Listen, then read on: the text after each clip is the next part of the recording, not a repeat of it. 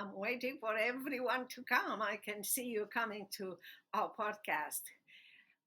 Welcome back to our podcast, Courageous Leadership with Virginia Prodan. I'm the host, Virginia Prodan. I hope that you will continue to send us your question, your comments, and what you need. What kind of help do you need? We're here to help you. For those of you who are here maybe for the first time, I'm Virginia Prodan, the host of Courageous Leadership with Virginia Prodan.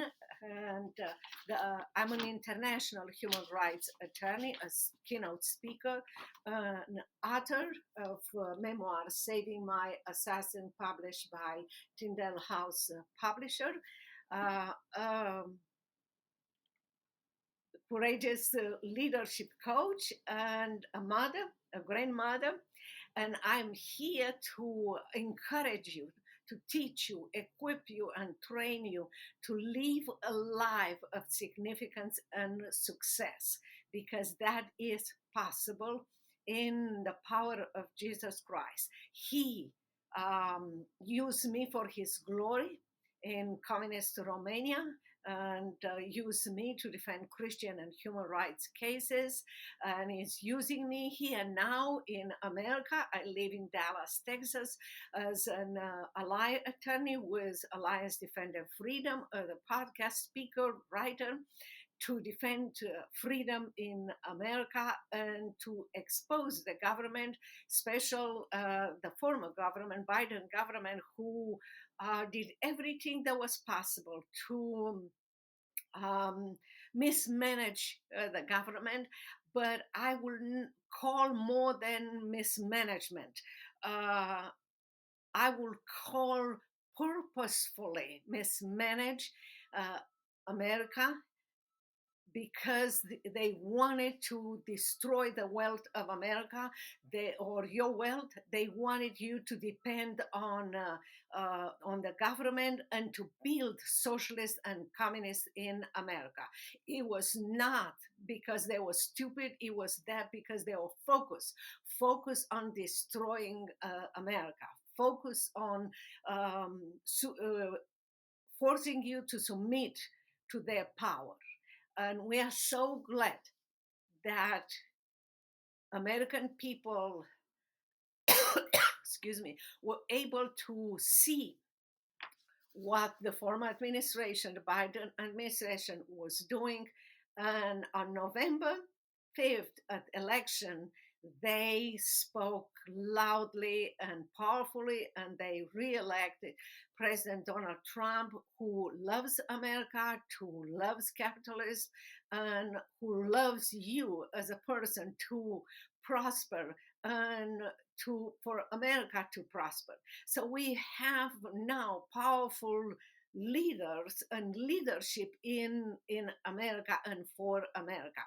Today, I want to talk about how important it is to have good leaders, powerful leaders that will have in mind America and American good standing in the world, and prosperity, and your prosperity too. I will talk about our new United States Secretary of State, Marco Rubio.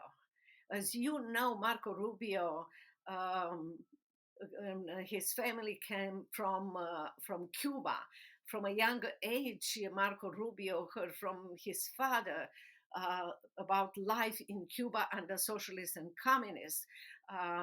Many times in his speeches, it's so beautiful how he explained that God helped him from poor immigrant as his father, who did all kind of work to help his family. He graduated, he learned English, he graduated from wonderful schools. He represented Florida, and now he is our new United States Secretary of State. And he brings with him a lot of knowledge, a lot of understanding of difference and a danger of managing or mismanaging the state in or the uh, political the views and politicals um, policies that will diminish Americans' freedom and Americans' capitalism and will guide to socialism as the Biden administration has done. Um, he wants to advance Americans' nation interest. He defines that as anything that makes us stronger or safer or more prosperous. And again, yes, it is based on knowing, not just dreaming. As some students in college, brainwashed by their professor, will dream about the beauty of socialism. Not socialism is a land of lies and a prison land that I describe it in my memoir, Saving My Assassin. Again, you can buy the book at Virginia Prodan books.com and learn more about this. Rubio thinks about making some changes that will need in our policy and politics, because we need to be 21st century agency as Department of State that can move at the speed of relevance, because the world is changing, he says, and faster than we ever had before. And we have to think about where we are going, not today, but in 5 years, 7, 10 years, 15 years from now. Rubio outlined a few of these changes, setting forth the priority and mission of the second administration's Department of State of Donald Trump. Number one is securing American borders. Marco Rubio said, and it's very important, that we must curb mass migration and secure our borders. The State Department will not longer undertake any activities that facilitate and encourage mass migration. However, secure the border or stopping illegal immigrants is a top concern of the Trump administration, and it is the national interest to use every relevant tool to fix the problem, including diplomacy. I believe that is very, very important. President Trump convinced Latin American countries to cooperate on border enforcement in his previous administration, and he appears ready to do it again. In fact, given this top priority for American diplomacy, Trump selected Marco Rubio as Secretary of State, particularly suited to the task. As a Florida politician and Cuban American, Rubio's foreign policy is focused on Latin America and has been focused on Latin America, giving him an uncommon level of knowledge and expertise about the region. In fact, he will make next week his first foreign trip to Latin American country, visiting Panama, Guatemala, El Salvador, Costa Rica, and Dominican Republic. Number two point in his policy is replacing DEI with meritocracy. He underlined in his second priority as a Secretary of State is to reward performance and merit, including within United States Department of State's rank. It is very important because in the last 4 years, the State Department launched in itself under Biden administration's whole of government approaching the institutionalization of DEI practice through the federal government. Internal documents from 2022 show that Department of State employees were required to practice DEI principle as a condition of career advancement. The middle level Foreign Service officers were expected to advance DEA um, through their words and action, while senior level diplomats were expected to mentor others in DEI principles.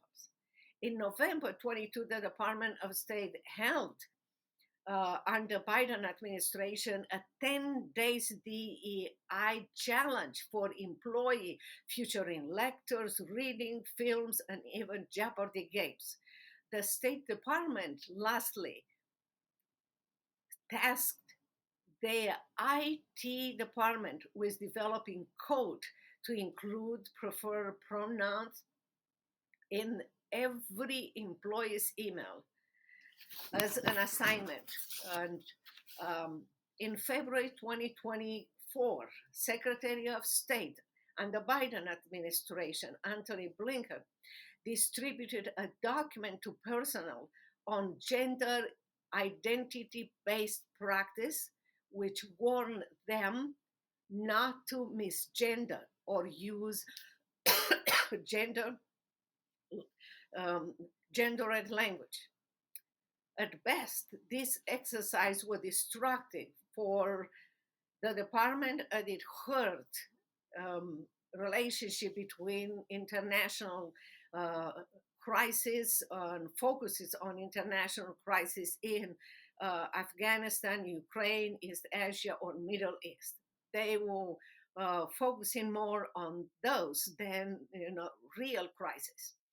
To fully to fulfill our new mission, the State Department under new administration is ending any practice or practices or system, guideline, standard, or other measure that prioritize any criteria for selected training or evaluating or promoting our people based on what performance and merit, upholding strict meritocracy as being essential to securing our national future. So, whatever the Biden administration did to destroy our system of promoters is eliminated, or it will be eliminated. Number 3 is another elimination, and that is eliminated divisiveness, diplomacy. Under Marco Rubio, America must return to the basic of diplomacy by eliminating our focus on political and cultural causes at home and deeply unpopular abroad, as Secretary of State Marco Rubio announced. This will allow us to conduct a pragmatic foreign policy in cooperation with other nations to advance America's core national interest. Under Biden administration, the State Department needless antagonize foreign people and government by lecturing them about our wars, conditioning aid upon mandatory racial diversity, LGBT priorities, and even abortion policies that are even controversial in our country, United States of America. This will stop and needs to stop because they do not represent what America stands for. Again, in June 2022, the United States Embassy in Kuwait caused a diplomatic incident with a conservative Muslim country by tweeting about Pride Month. It was offensive. Such moral posture only anger other nation, reinforcing the stereotype of Americans as arrogant and out of touch, and does nothing to advance our national interests as it was done under Biden administration, and that will be eliminated. This is why elections have consequences. This is why we have power to elect representatives that later on might be elected, might be confirmed for different positions in the government to represent us. Number four, stop censorship. Rubio is very concerned and wanted to stop censorship and suppression of information. The State Department I led, he said, will support and defend Americans' right to free speech, terminated any programs that in any way lead to censorship of American people. This is very, very important. Apparently, the State Department had joined other offices in the Biden administration to censor Americans who express a different point of view. That were maybe against the Biden administration or religious views. Rubio intends to put a stop to this. The State Department's effort to combine malign propaganda have expanded a fundamentally changed since the Cold War era, and we must reprioritize truth, he said. Number five, end climate policies. Rubio concluded that we must leverage our strength and do away with climate policy that weaken America. And indeed, that is one of the priorities of President Trump. While we will not ignore, he said, threats to our natural environment and will support sensitive environment protection, the State Department will use diplomacy to help President Trump fulfill his promise for a return to American energy dominance. International climate agreements like Paris Accord, which Trump already withdrew from, often disadvantage American energy production relative to other countries, requiring America to cut carbon dioxide emissions, while the world's biggest carbon emitter, China, is approving 2 new coal plants per week. Rubio's State Department intend to focus on negotiations that enhance America's energy production. We are so happy to hear that. 6, review all foreign aid funding. This is very important because the State Department under Rubio, and he instructed freezing all new awards until future notice and pose the procedure of new funding request while the department conducts a 30-day reviews. With that time, he requires every office and bureau within the State Department to compile a list of all active, pending, and proposed grants, subcontractors, contractors, and provide a clear and concise statement explaining if and how the current and proposed use of obligated fund advance President Trump's policy and America's policy.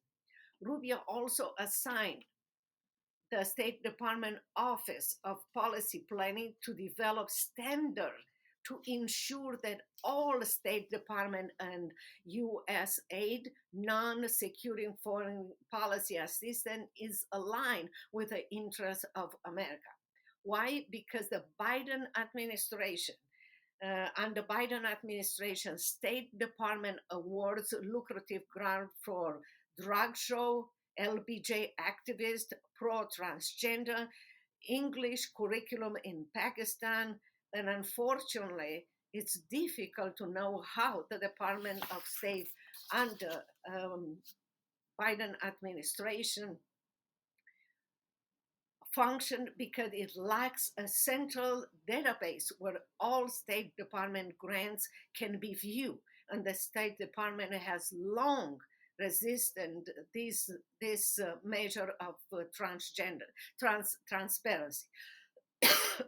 As part of this 30 days foreign aid review, Rubio ordered the creation of a database that will combine all State Department grants in one place. So you and I, every agency can look and see what is going on and who received those grants based on what and how they use it.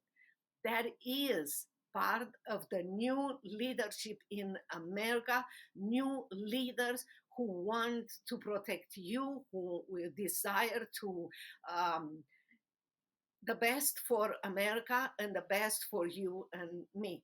So this is again why it's important that when you vote for people that will implement, that will have America first on focus. The common theme running through the changes that the Secretary of State Rubio will bring to the State Department is America's national interest. President Trump has given him a clear direction to place our core national interest as the guiding mission of American foreign policy. Every dollar we spent, every program we found, we will found, we or create, and every policy we pursue must be justified with the answer of three questions. Does it make America safe? Does it make America strong? And third, does it make America more prosperous? That is so important. And if you see that in every agency, in every single leader that you vote for, even your congressman or senator, those three things, does it make America safe? Does it make America strong? Does it make America more prosperous? Is not, the answer is not yes, stand up and make them responsible, tell them how and why those things need to be changed. When they do it good and right, have the courage to stand up and congratulate them because they need our support too, not only when we vote, but also when they do well. For too long, the United States of America has slunk along as an appendage of globalizing progressivism. It's time to stop. And President Trump and United States Department of State's Rubio's leadership, our government diplomatic department, we hope will finally learn to put America first. You have a role in this too. Not only the leaders, not only President Trump or Marco Rubio or your congressman or senator, but you have a role too. First of all, learn about those things.